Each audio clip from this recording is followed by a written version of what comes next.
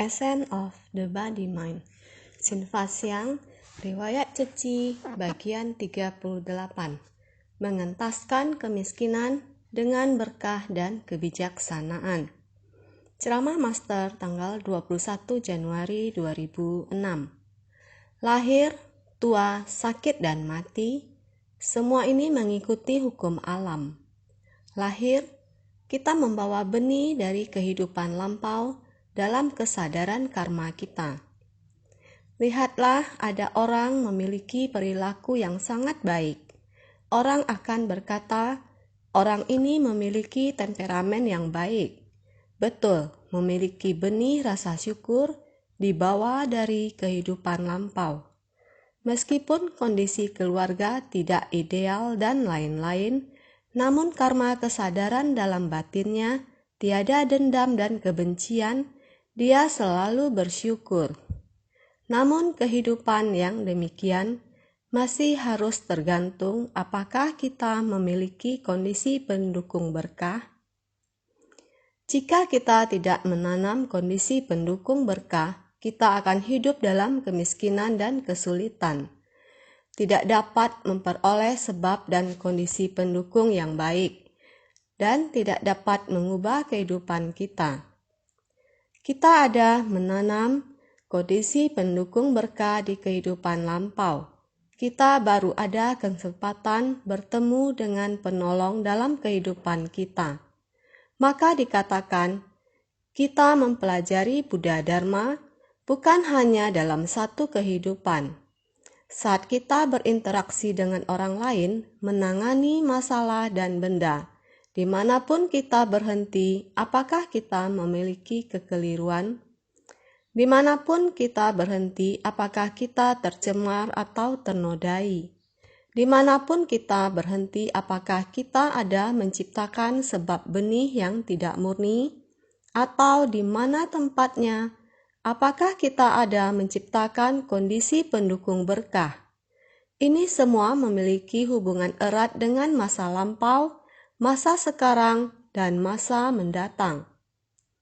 Oleh karena itu, kita harus menjalin jodoh baik dengan orang lain.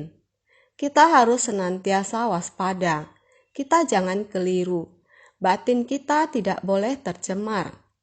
Jika kita keliru, ada orang mengoreksi kita harus segera mengoreksinya. Kita harus berdiri di jalan yang benar. Demikian, meskipun kita keliru, kita masih dapat kembali berjalan di jalan yang benar. Demikian, tabiat buruk kita bisa mengoreksinya di kehidupan ini. Kita bisa membawa temperamen yang baik di kehidupan mendatang.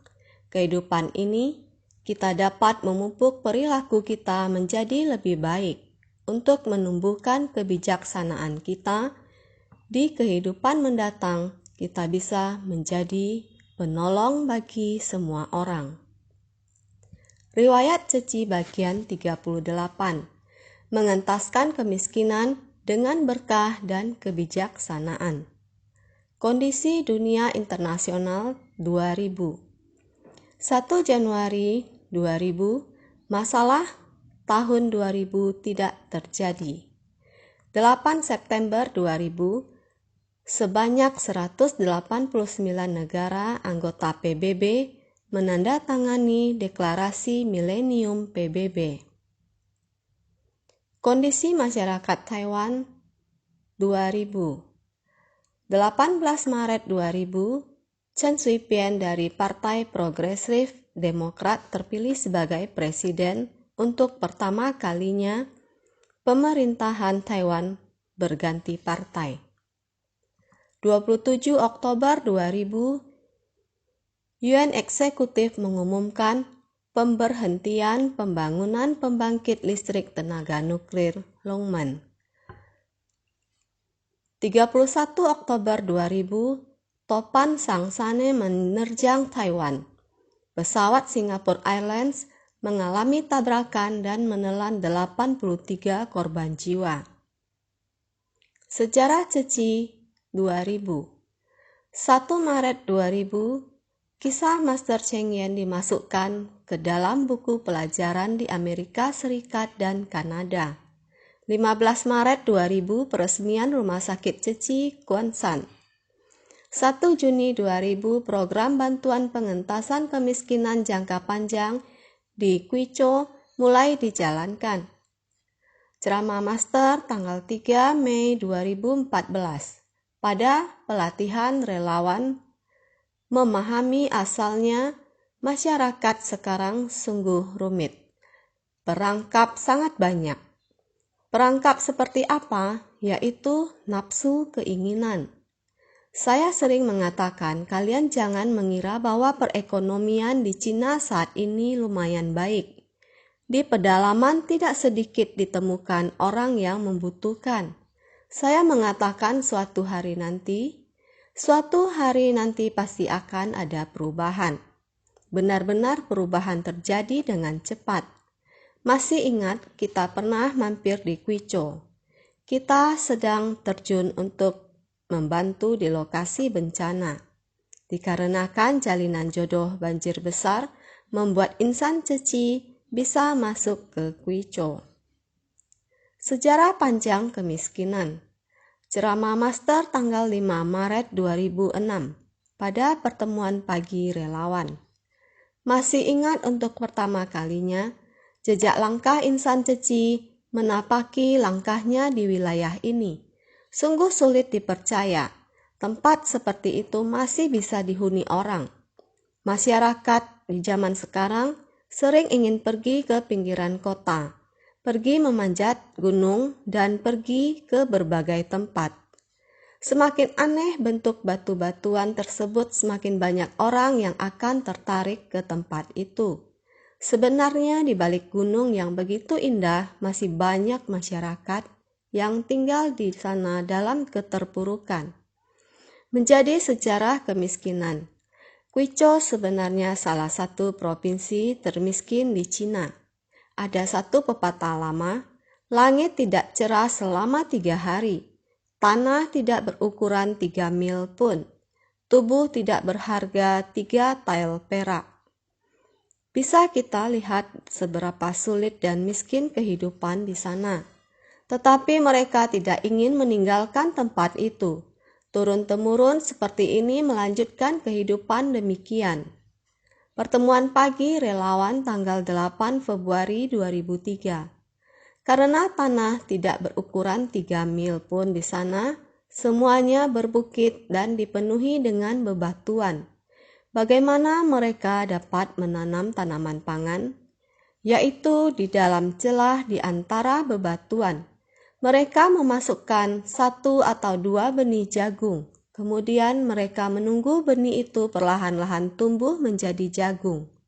Menunggu hingga berbuah, seperti itulah sulitnya kehidupan mereka. Dan juga melihat anak-anak muda tidak lagi tinggal di kampung halaman mereka. Sebagian besar dari mereka sudah merantau ke perkotaan. Yang tersisa di sini hanyalah orang-orang tua dan cucu-cucu mereka yang masih kecil. Anak-anak di sana, harapan dan keinginan mereka semua tidaklah banyak. Mereka hanya ingin sekolah. Mereka mendaki gunung dan menuruni gunung hanya demi pergi ke sekolah. Mereka harus berjalan hingga beberapa kilometer.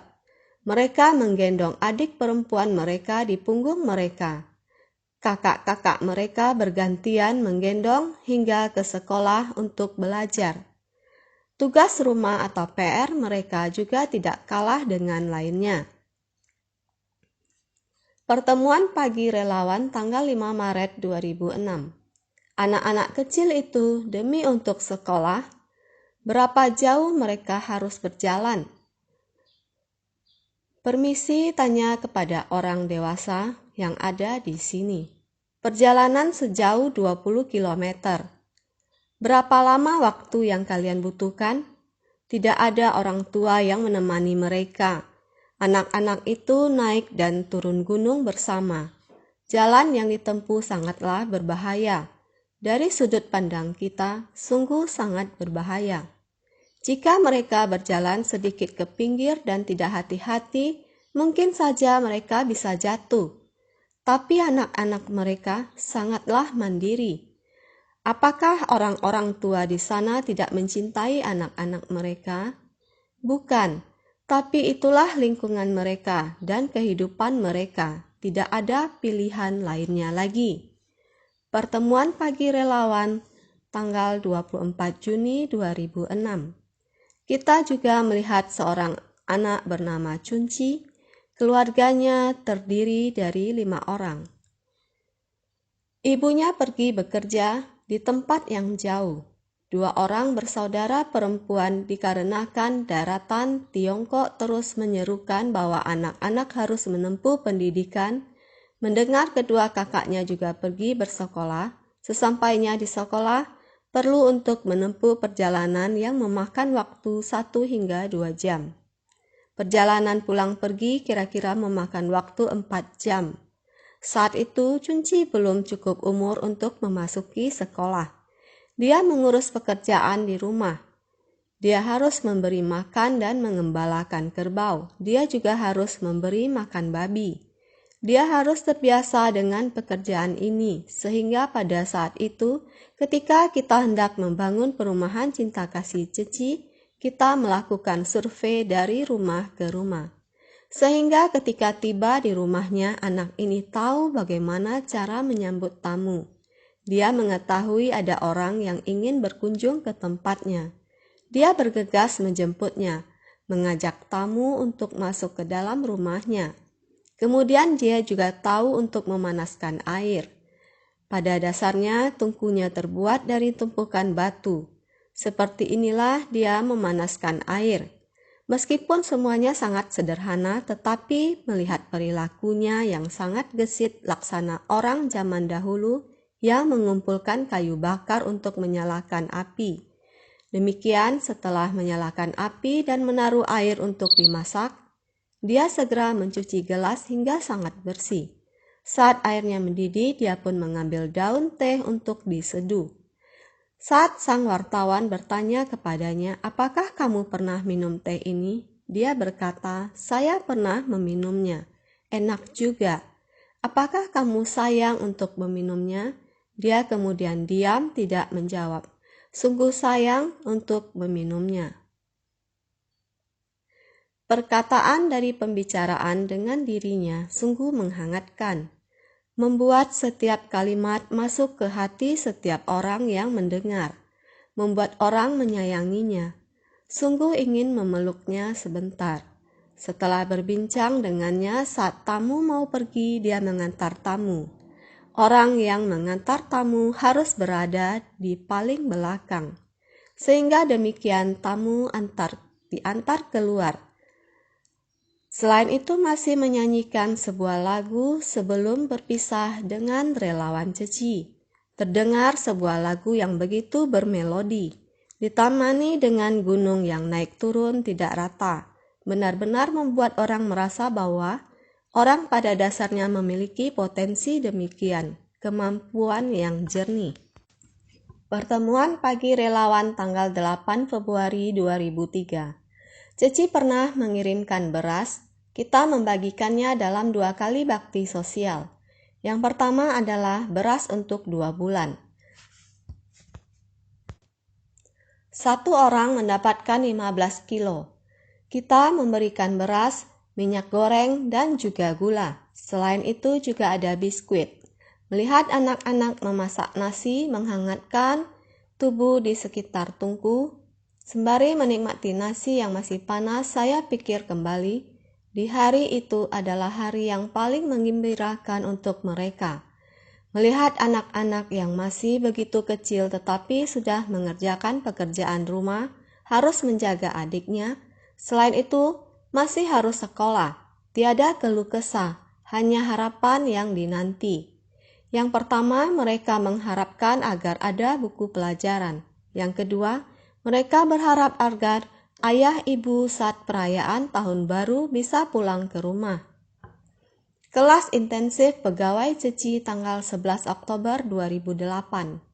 Melihat mereka semua sangat tidak tega. Mengapa mereka hidup seperti ini? Tidak ada atap genteng di atas mereka. Bahkan jika ada genteng, gentengnya berserakan di mana-mana. Mereka bisa melihat bintang, sedangkan dinding mereka, jika berdiri di pintu, bisa melihat tembus ke dalam. Bagaimana mereka hidup di balik dinding seperti ini? Saya tidak tahu bagaimana mendeskripsikan rumah mereka. Di mana mereka tidur?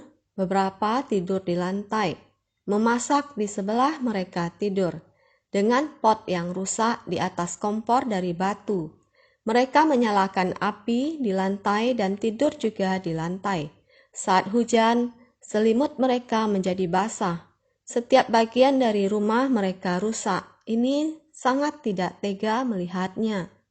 Walaupun kita pergi untuk memberi bantuan bencana, kita juga mengadakan pembagian persediaan musim dingin.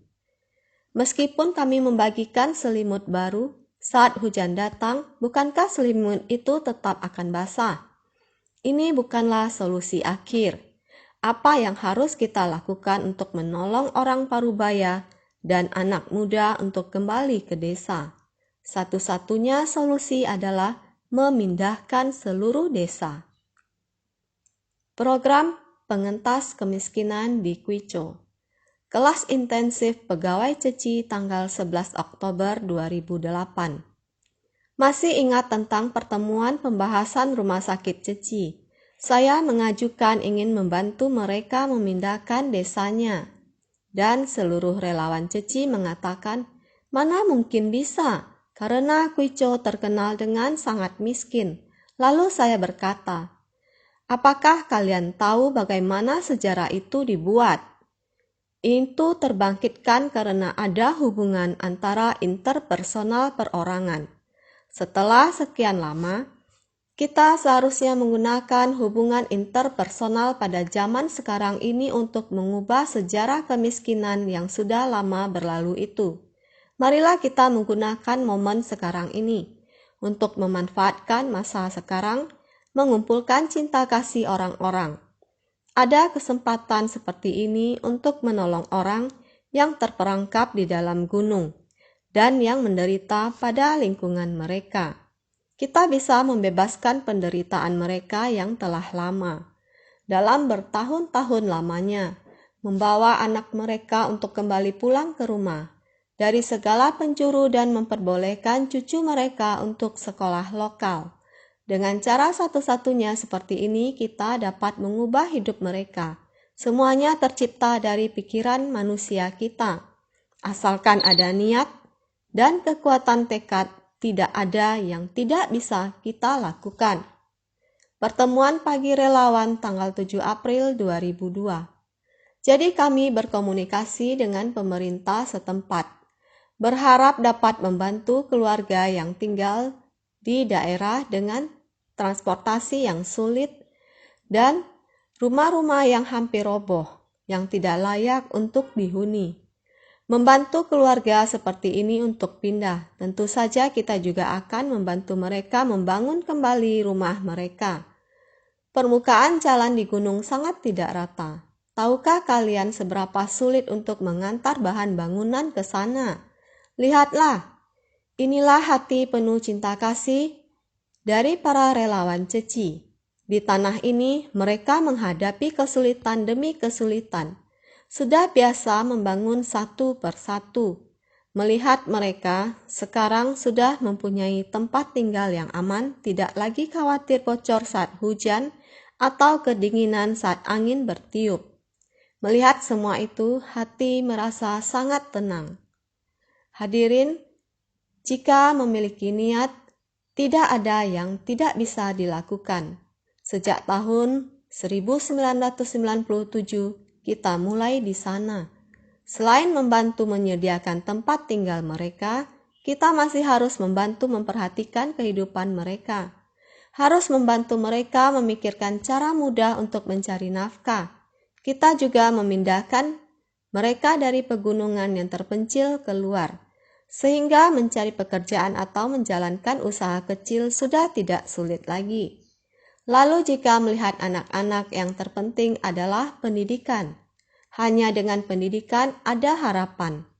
Sungguh senang melihat anak-anak itu bahagia. Tidak hanya mereka memiliki rumah baru, tetapi mereka juga memiliki perlengkapan sekolah, tas sekolah, dan sepatu.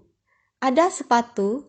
Lihat, mereka tidak pernah melihat begitu banyak barang itu sebelumnya. Lihatlah, begitu bahagianya mereka. Saat kita melihat mereka bahagia, kita juga turut berbahagia. Saya dengar rumah di dua sisi berderet seperti itu. Orang lokal mengatakan mereka terlihat seperti dua naga, karena kita membangunnya sesuai dengan datarannya. Orang lokal sangat menyukainya karena mereka mengatakan orang Cina sangat menyukai naga. Di Kwico, lihat di gunung itu terlihat seperti dua ekor naga yang hidup. Mereka sangat bersyukur. Kemudian kita juga mendirikan sekolah di sana. Dengan pendidikan anak-anak, kita tidak hanya mendukung perlengkapan dalam jangka waktu pendek, tetapi kita ingin mendukung pendidikan mereka dalam jangka waktu yang panjang. Karena pendidikan akan memberikan mereka harapan. Pertemuan pagi relawan tanggal 5 Maret 2006. Sekolah dasar dan sekolah menengah, konstruksi dimulai dari tahun 1997 dan mulai beroperasi pada tahun 1998. Beberapa tahun yang lalu, anak-anak tersebut dapat bersekolah. Walaupun mereka harus menempuh jarak yang jauh, namun mereka pergi ke sekolah yang baik. Mereka tidak perlu membawa lampu lentera untuk menghangatkan tubuh mereka. Karena tidak ada angin yang berhembus ke dalam gedung. Kita tidak hanya mendirikan sekolah dasar, namun kita juga mau mendukung pembelajaran mereka dan membantu mereka dalam hal itu. Temu ramah kader pengurus Hualien tanggal 18 Juli 2009. Insan Ceci memberi perhatian dalam jangka waktu yang panjang. Memberi perhatian pada sekolah, beasiswa, dan lain-lain. Pada saat itu di Kwico, 99% orang pasti tidak bisa sekolah. Sekarang 100% dapat sekolah. Itu semua karena Ceci sudah masuk ke Kwico dalam 10 tahun terakhir ini, mengubah sejarah kemiskinan di Kwico. Jadi, sudah tidak tahu berapa puluh desa, Ceci memindahkan mereka turun ke bawah. Telah mengubah kehidupan mereka. Bupati sangat senang. Beliau mengatakan, keluarga yang direlokasi sudah mulai memiliki buku tabungan. Berapakah uang di buku tabungan mereka? Katanya, paling banyak di atas 100.000 yen. Dan ada pula yang lebih dari 50.000 yen. Perubahan seperti ini dalam hidup mereka membuat mereka bekerja akan lebih mudah. Kehidupan sehari-hari seperti ini akan membangkitkan kepercayaan diri mereka, memberikan rumah yang layak ditempati kepada mereka. Dengan sendirinya mereka akan tidak hanya memikirkan mereka yang sudah tenang, tetapi tubuh mereka juga sudah tenang.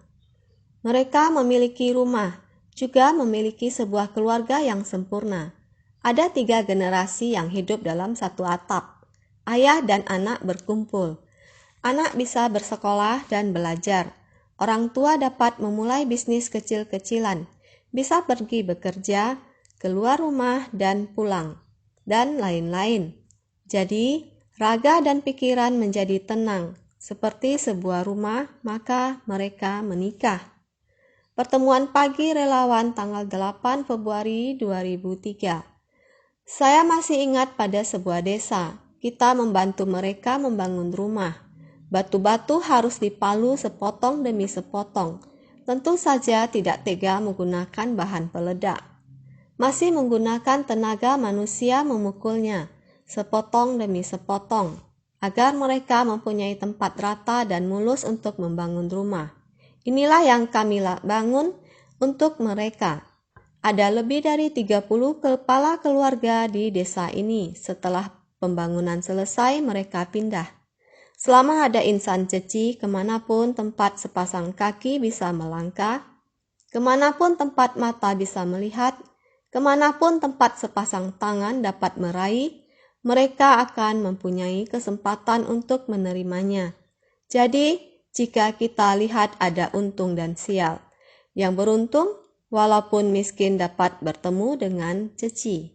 Ini adalah yang beruntung, namun bagi yang tidak terlihat oleh kita, tempat yang belum kita lalui masih sangat banyak. Bertemu dengan insan ceci.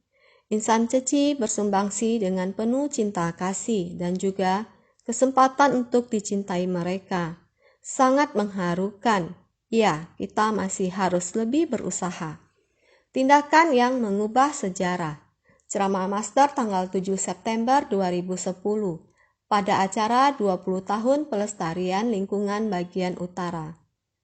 Pada tahun 1998, tim survei bencana kita menjangkau Kansu.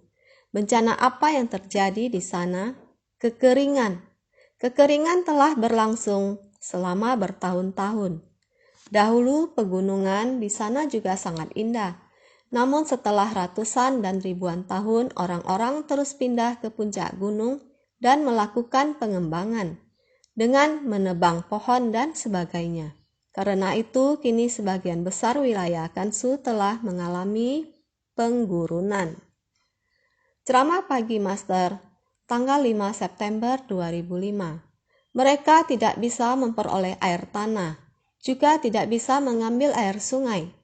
Jika tidak bisa memompa air tanah dan tidak bisa mengambil air sungai yang alami, bagaimana mereka bertahan hidup di sana? Mereka mengandalkan air hujan yang jatuh ke atap dan mengalir ke tanah. Mereka menggali sebuah lubang besar di tanah. Tanpa air, bagaimana tanaman pangan bisa bertumbuh? Mereka menimba air dari lubang itu. Sangat menghargainya dengan mengambil ember dan menimba air. Setelah menanam jagung, mereka menggunakan gelas kecil untuk mengambil air dari ember dan menyiram bagian akar setiap batang jagung satu persatu. Pikirkanlah, sebatang jagung hanya menghasilkan 2 tongkol jagung. Jika pertumbuhannya tidak baik, hasil panen jagung juga akan buruk.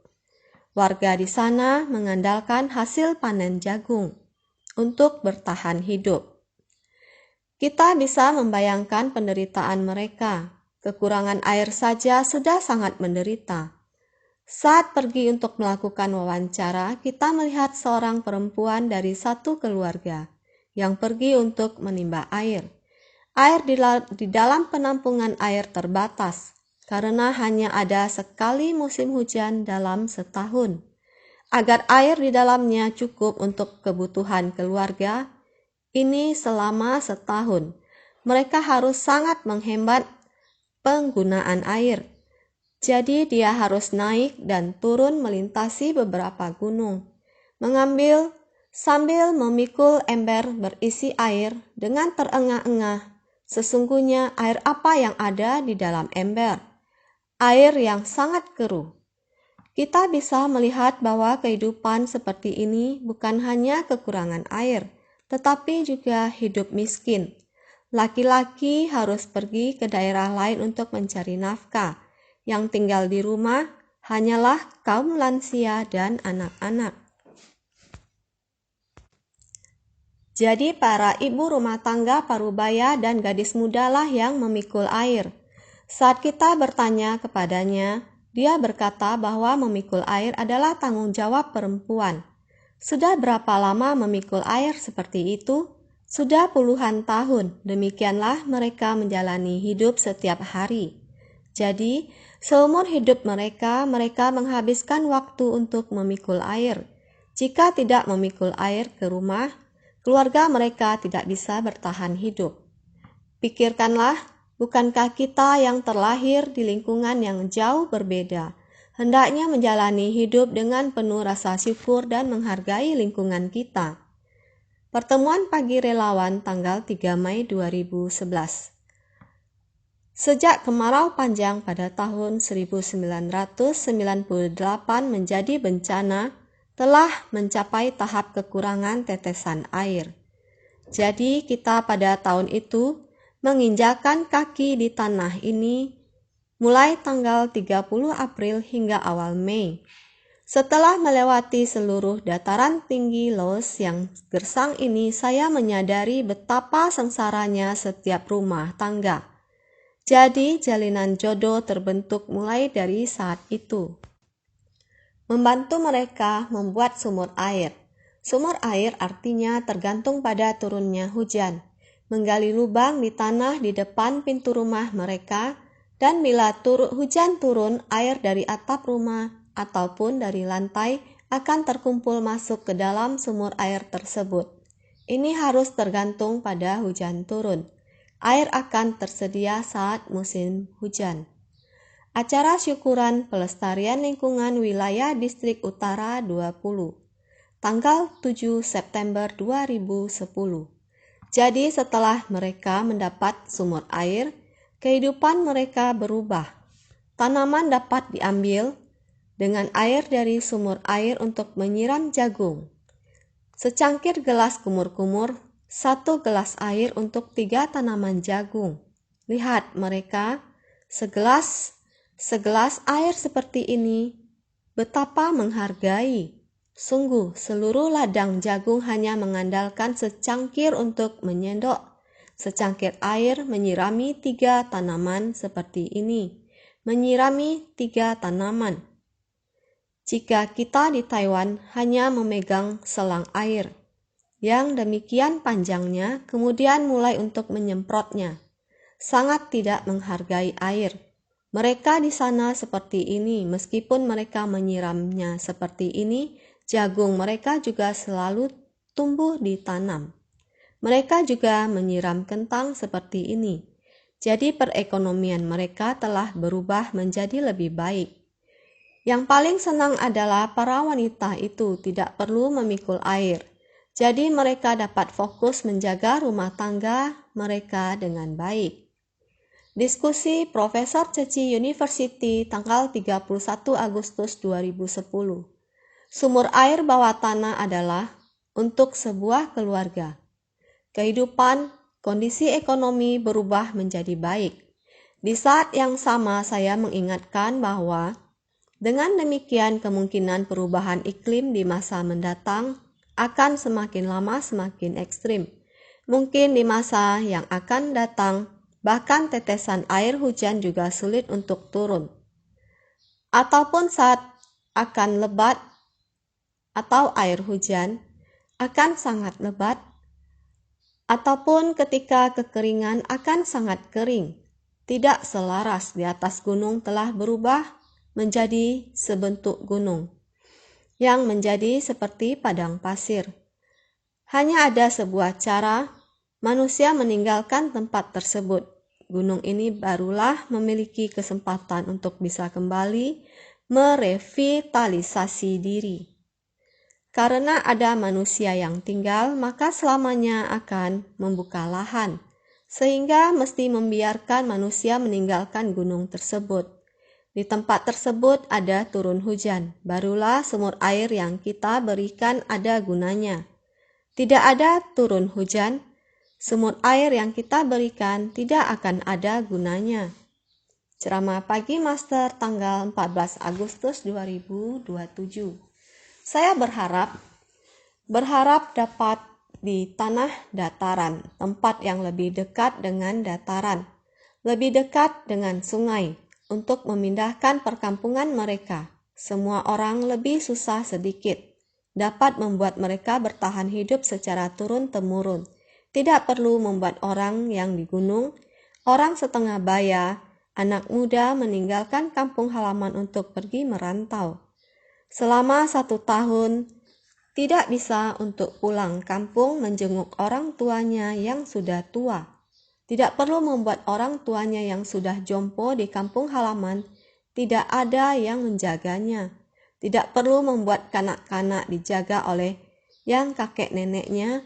Orang tua jompo hanya menjaga cucunya. juga tidak akan membuat anak-anak kecil ini tidak sekolah. Diskusi Profesor Ceci University tanggal 31 Agustus 2010. Sehingga saya sering bertanya kepada Wakil Presiden Wang. Saya berkata, apabila kamu pergi ke China daratan, tanyakan kepada mereka tentang rencana relokasi desa.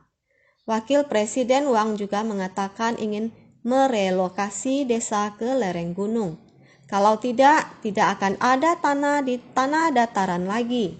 Di tengah perbukitan juga tidak ada air. Saya lalu menjawab, kalian sering kembali ke sana dan melaporkan tentang geografi tempat itu. Bukankah di bawahnya adalah Sungai Huang? Dia menjawab, betul, di bawahnya adalah Sungai Huang.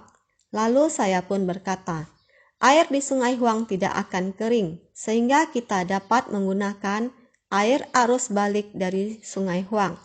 Apabila kita merelokasikan mereka sedikit ke bawah, kita tidak dapat melakukannya dengan teknologi sekarang. Gathering 20 Tahun Pelestarian Lingkungan Taiwan Bagian Utara, tanggal 7 September 2010. Air Sungai Huang berasal dari bawah tanah Gunung Kansu. Saya mengatakannya tanpa berpikir dahulu. Kita hendaknya membuat arus balik ke atas. Mereka berkata, bagaimana mungkin? Saya berkata lagi, dengan teknologi sekarang pasti bisa. Saya tidak menduga karena perkataan saya ini, China daratan benar-benar membuat Sungai Huang arus balik. Mereka dapat membangun satu pompa, menggunakan satu pipa untuk mengalirkan air Sungai Huang ke atas. Mereka menggunakan pompa motor untuk menyedot air naik ke atas dan membaginya menjadi beberapa pompa. Satu pompa menyedotnya seperti yang kita lihat sekarang. Desa baru yang dibangun oleh Ceci. Desa Ceci sudah memiliki pompa air. Sungai Huang sudah mengalir di perumahan Cinta Kasih Ceci. Pertemuan pagi relawan tanggal 3 Mei 2011. Ini adalah teladan dari pemindahan desa. Kita menerima bantuan dari banyak orang. Ada pemimpin setempat bernama Pak Wangi yang bertanggung jawab memimpin sekelompok anggota Ceci membuat rancangan di atas tanah ini. Sebenarnya Pak Wang ini sudah menemani kita sejak pemasangan tangki air. Semakin lama menemani kita, beliau semakin memahami semangat Ceci, yaitu ketulusan, kebenaran, keyakinan, dan kejujuran. Cinta kasih, welas asih, rasa simpati, dan keseimbangan batin. Beliau juga tersentuh oleh semangat insan Ceci. Jadi sejak pemasangan tangki air sampai saat ini, kita membantu mereka merancang dan mereka bertanggung jawab atas proyek seluruh desa. Sehingga mereka membangun kantor Ceci bagi proyek pemindahan desa. Mereka benar-benar sepenuh hati dalam melakukan ini selama beberapa tahun. Ketika pembangunan desa rampung, sangat ramai, seluruh desa tampak rapi dan tampak megah. Jalannya rata dan juga ada air. Seorang nenek melihatnya hanya dengan memutar keran, air lalu mengalir. Nenek itu berkata, ini sungguh menakjubkan. Bodhisatwa sekalian, air kita mengalir terus seperti ini. Namun mereka belum pernah melihatnya. Jadi Ceci sudah merancangkan ini bagi mereka. Setiap orang mendapatkan tanah sebesar 661 meter persegi. Dan juga rumah, sehingga tidak ada masalah dengan tempat tinggal. Dan juga sangat bersih. Dan juga ada pemanas tempat tidur ketika cuaca dingin. Dengan pemanas ini, tempat tidur mereka bisa hangat saat musim dingin. Segalanya ada di dalam rumah. Sehingga mereka sangat bersyukur. Hari itu seluruh desa telah dipergunakan. Di malam hari terdengar suara orang yang melafalkan bahasa Inggris dengan keras dan jelas. Sekelompok orang ini mengatakan seumur hidup juga tidak menyangka bisa mendapatkan yang lebih bagus. Oleh karena itu mereka seumur hidup juga tidak pernah berpikir Tetapi yang kita sangat berterima kasih adalah direktur ruang ini. Dia mengatakan bahwa cinta kasih yang orang berikan bukan hanya seperangkat keras saja. Semestinya seperangkat lunak kita juga harus dengan hati penuh rasa syukur. Jadi mereka juga berharap orang di seluruh desa hendaknya menggunakan cinta kasih dari Ceci, yaitu memberi balasan dengan celengan bambu. Ini adalah yang sedang mereka promosikan. Pertukaran Internasional Sekolah Ceci tanggal 3 Oktober 2015. Tanaman-tanaman mereka sudah mendapat air, dan juga semua tanaman yang mereka tanam adalah yang berharga. Misalkan goji berry, beberapa obat-obatan China yang agak istimewa sehingga perlahan-lahan hasil panen membaik. Kehidupan sudah berubah. Sekarang sangat banyak keluarga yang sudah bisa membeli mobil. Juga ada mesin bajak, juga ada mobil sedan, juga ada truk kecil. Benar-benar telah merubah kehidupan mereka, merubah yang miskin menjadi kaya. Ini semua disebabkan oleh sebuah niat cinta kasih. Telah menggerakkan sangat banyak orang, setetes demi setetes cinta kasih terkumpul, sehingga kita baru ada kemampuan untuk membantu mereka. Di saat bersamaan juga telah dibangun sekolah di dalam desa. Anak-anak bersekolah di dalam desa sangat mudah untuk pergi ke sekolah. Ini adalah merubah kehidupan orang.